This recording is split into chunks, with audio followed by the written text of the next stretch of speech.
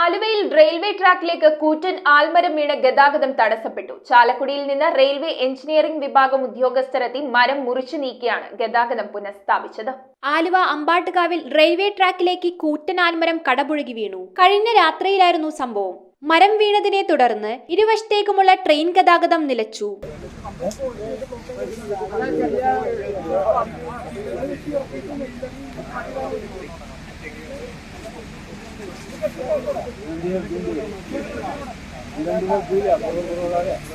ചാലക്കുടിയിൽ നിന്ന് railway engineering വിഭാഗം ഉദ്യോഗസ്ഥർ സ്ഥലത്തെത്തി മരം മുറിച്ച് നീക്കം ചെയ്തതിനു ശേഷമാണ് ഗതാഗതം പുനഃസ്ഥാപിച്ചത്. News bureau, Aluva.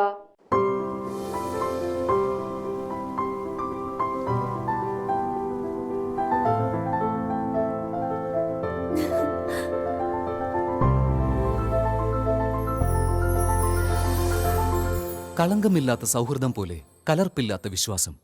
കല്ലൻസ് ജ്വല്ലറി.